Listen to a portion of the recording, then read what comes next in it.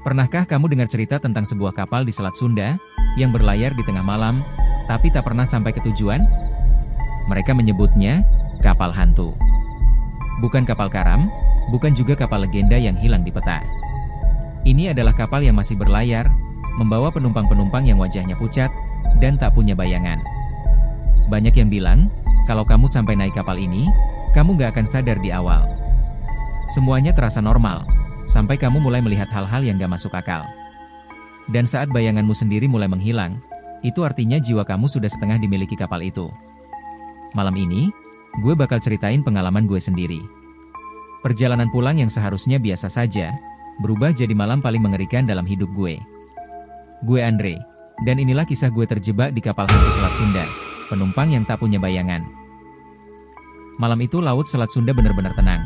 Ombaknya nggak terlalu besar, cuma goyangan kecil yang bikin kapal feri ini berderak pelan. Suara mesin kapal terdengar stabil, kayak detak jantung yang berulang-ulang. Angin laut yang dingin nyapu muka gue, bawa aroma asin yang khas. Gue, Andre, duduk santai di kursi besi dek luar sambil ngerokok, mencoba nikmatin perjalanan pulang dari Sumatera ke Serang. Jam tangan gue nunjukin udah hampir tengah malam. Kebanyakan penumpang udah tidur di kursi atau rebahan di lantai kapal, sementara gue lebih milih duduk di luar, menikmati sunyinya laut malam. Awalnya semua terasa biasa aja. Lampu-lampu di dek nyala temaram, ngasih cahaya kuning pucat yang mantul di permukaan laut. Gue nyender di kursi, mata sedikit sayu gara-gara capek. Tapi di tengah rasa santai itu, gue mulai nyadar ada satu sosok yang beda dari penumpang lainnya. Dia duduk di kursi paling pojok, jauh dari kerumunan. Pakai jas hujan hitam yang nutupin hampir seluruh tubuhnya, plus topi lebar yang bikin wajahnya ketutup bayangan. Yang aneh, dari tadi dia nggak gerak sama sekali. Badannya tegak, tangannya di pangkuan, kayak patung. Gue sempet mikir, mungkin dia cuma lagi tidur sambil duduk. Tapi kalau dipikir-pikir, posisi badannya terlalu kaku buat orang tidur. Dan waktu kapal agak goyang kena ombak, semua penumpang kelihatan otomatis nyari pegangan atau paling nggak badannya ikut miring sedikit. Cuma dia yang sama sekali nggak goyah, kayak nggak terpengaruh sama ombak. Gue mulai perhatiin lebih detail. Cahaya lampu dek nyorot cukup jelas ke arahnya. Tapi, di bawah kursinya kosong. Gak ada bayangan. Gue refleks lihat sekeliling. Semua penumpang lain punya bayangan panjang yang kebentuk gara-gara posisi lampu di atas. Cuma dia yang gak punya. Awalnya gue nyoba logis, mungkin posisi lampu atau sudut pandang gue yang bikin bayangannya gak kelihatan. Tapi makin lama gue liatin, makin jelas kalau itu bukan masalah sudut. Lampu nyorot dari berbagai arah, dan tetap aja nggak ada bentuk bayangan di lantai besi itu.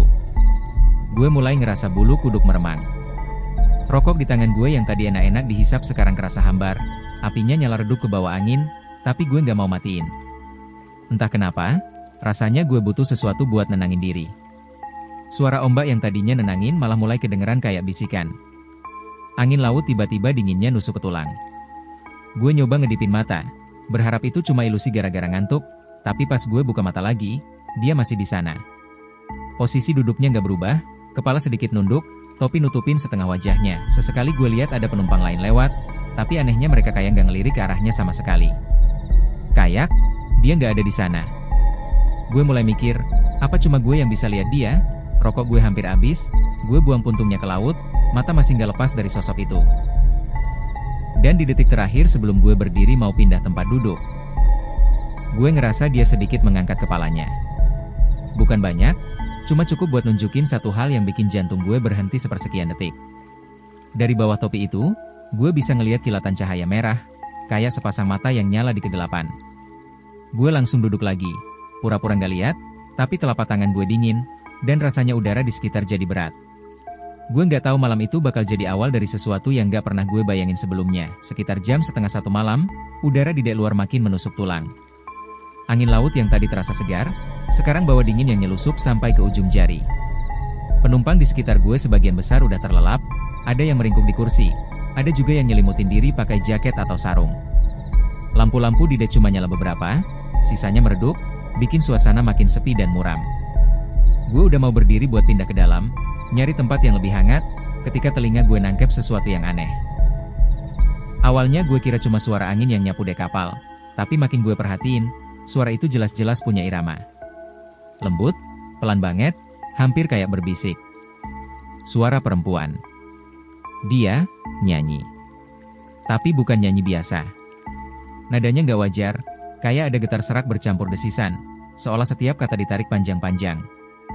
Gue nggak ngerti bahasanya, tapi setiap suku kata yang keluar bikin bulu kuduk gue berdiri. Rasanya kayak dengerin seseorang melafalkan doa atau mantra yang gak seharusnya didengar manusia. Dengan rasa penasaran bercampur was-was, gue nengok ke arah kursi pojok tempat penumpang aneh tadi duduk. Kosong. Bangku itu cuma terisi sisa tetesan air laut yang kena angin. Gue spontan nyari ke sekeliling, berharap lihat dia di salah satu kursi lain, tapi nggak ada. Gue tarik napas dalam-dalam, mencoba nenangin pikiran. Mungkin dia cuma pindah ke kabin. Gue berdiri, dan mata gue langsung ke bawah ke arah tangga yang turun ke dek bawah. Di situ gue ngeliatnya. Sosok itu berdiri di tepi kapal, jas hujan hitamnya berayun pelan ditiup angin.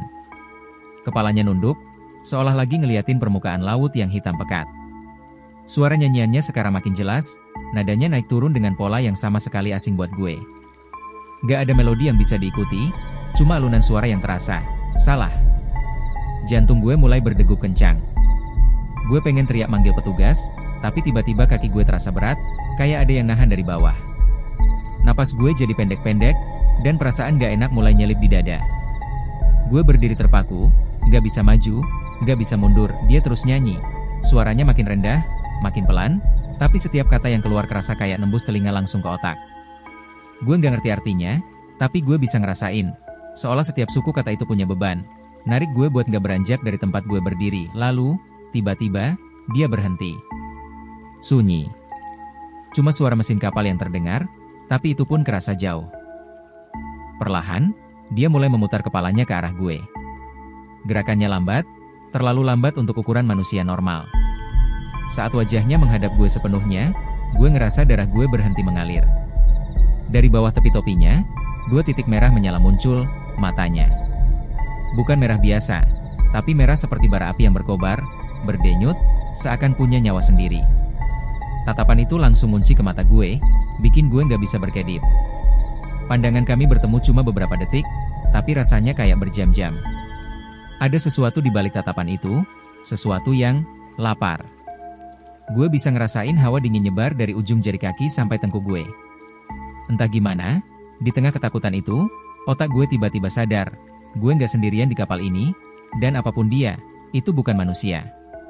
Gue cuma berharap saat itu gue bisa kabur, tapi tubuh gue kaku kayak patung, dan tatapannya terus ngunci, seolah dia lagi nunggu sesuatu dari gue. Sesuatu yang gue nggak mau tahu apa. Gue langsung lari masuk ke dalam kapal, napas ngos-ngosan, dada naik turun kayak abis lari maraton. Pikiran gue cuma satu, nyari tempat rame, tempat di mana ada banyak orang, biar gue nggak ngerasa sendirian sama sosok gila di dek luar tadi. Kantin kapal kebayang jelas di kepala gue, biasanya di sana ada penumpang yang ngobrol atau petugas yang mondar-mandir jual makanan. Gue melangkah cepat ke lorong sempit kapal, ngelewatin beberapa pintu kabin. Lampu neon di langit-langit lorong berkedip-kedip, bikin bayangan kursi dan dinding bergerak-gerak nggak karuan. Begitu sampai di pintu kantin, gue langsung buka tanpa mikir. Tapi saat pintu kebuka, dunia di depan gue kayak berubah total. Gue langsung berhenti, kaki gue ngerem otomatis. Di depan gue bukan kantin kapal yang biasa.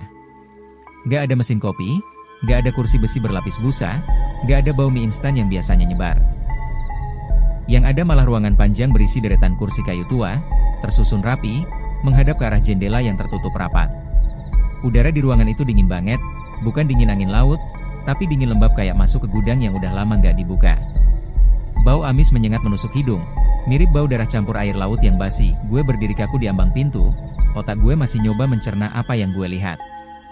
Ada beberapa orang duduk di kursi-kursi itu. Mereka semua diam, nggak bergerak, cuma duduk tegak dengan tatapan kosong mengarah ke depan. Wajah mereka pucat, pucatnya bukan kayak orang kurang darah, tapi pucat kayak kertas yang udah lama kepanggang matahari, kering dan mati. Gue refleks melangkah sedikit ke dalam, mataku nyapu lantai kayu yang retak di beberapa tempat. Dan di sanalah gue sadar, ada yang lebih aneh lagi. Cahaya dari lampu gantung di langit-langit ruangan ini memang redup, tapi cukup buat bikin bayangan. Semua kursi dan meja punya bayangan panjang di lantai. Tapi orang-orang itu, nggak punya. Gue ngelihatin mereka satu persatu, berharap mata gue salah lihat. Tapi benar. Mereka duduk di kursi, Cahaya nyorot tepat ke badan mereka, tapi lantainya kosong. Gak ada bentuk bayangan manusia sama sekali. Jantung gue makin kenceng, keringat dingin mulai netes di pelipis. Gue mau mundur keluar, tapi sebelum sempat bergerak, salah satu dari mereka, orang yang duduk di deretan depan, pelan-pelan memutar kepalanya ke arah gue. Gerakannya lambat, kayak tulangnya kaku. Dan pas mukanya menghadap gue sepenuhnya, gue ngerasa udara di paru-paru gue ketarik keluar. Dia senyum. Senyum lebar banget, terlalu lebar sampai bibirnya sobek ke arah pipi. Kulit di sekitar mulutnya pecah-pecah, dan gigi-giginya tajam semua, kayak gigi ikan hiu. Suaranya pelan, tapi jelas banget terdengar di telinga gue. Udah terlambat, katanya. Nada bicaranya datar, tapi di telinga gue, itu terdengar kayak vonis mati.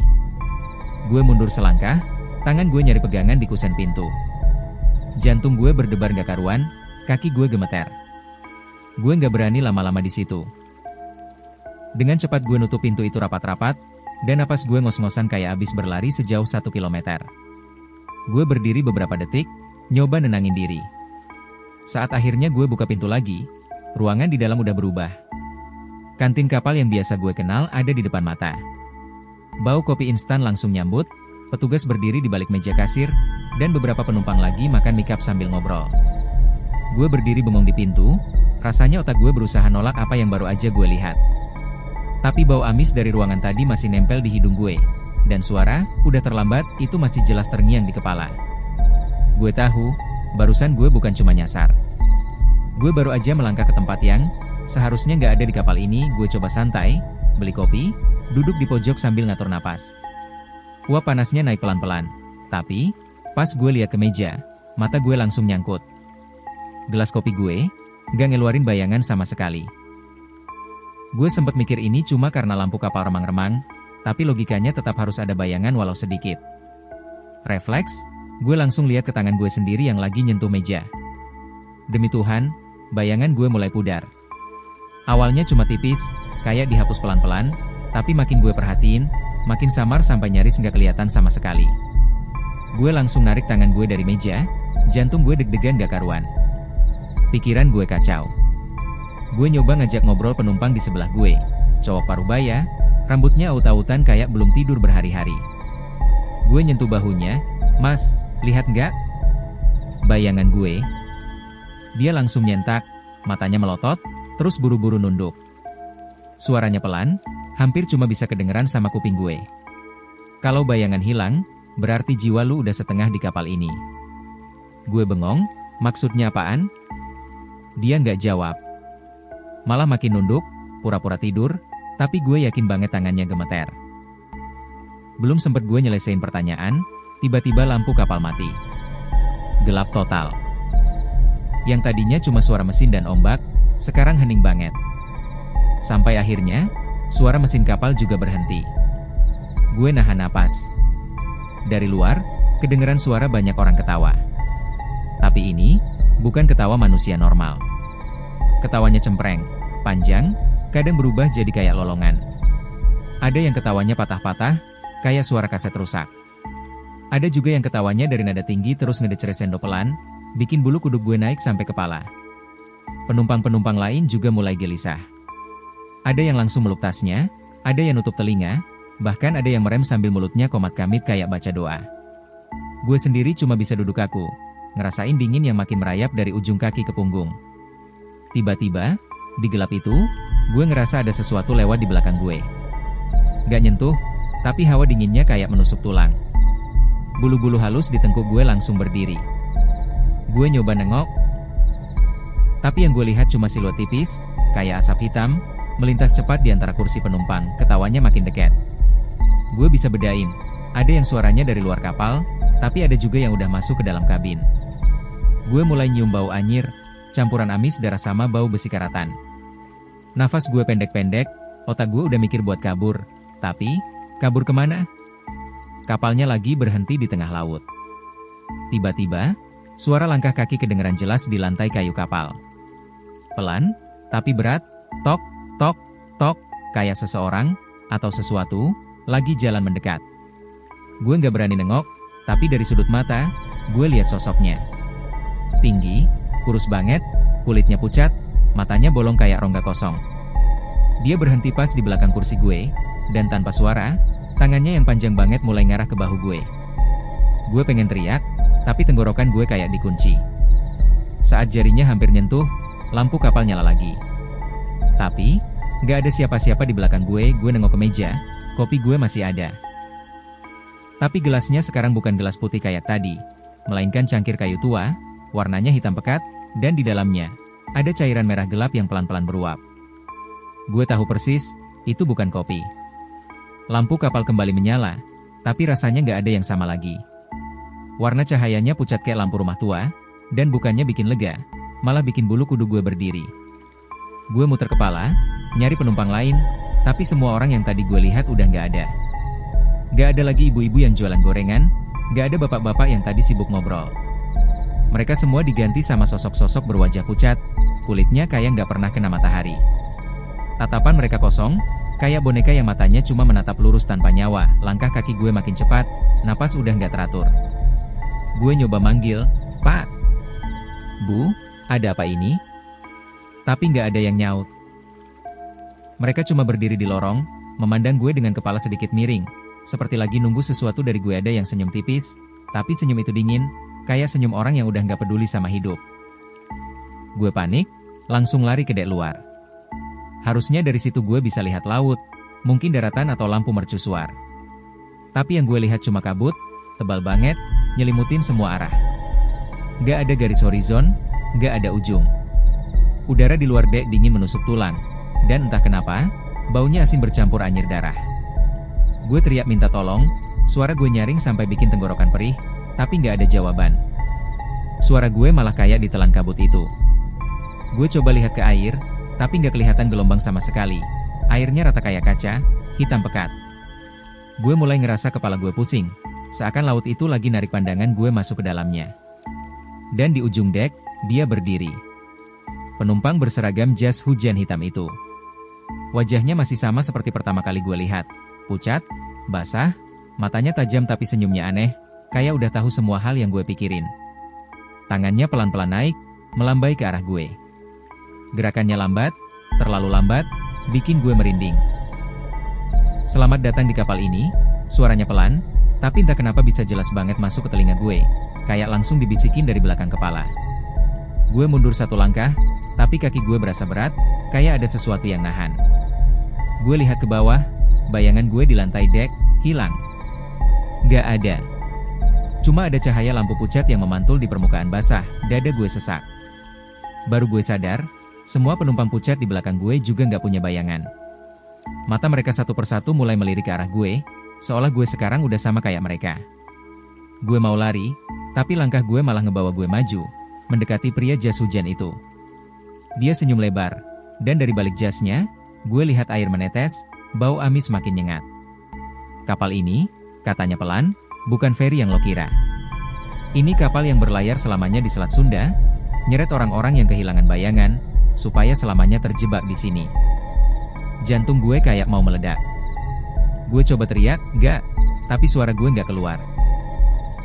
Satu-satunya yang gue rasain cuma dingin yang merayap dari kaki naik ke dada.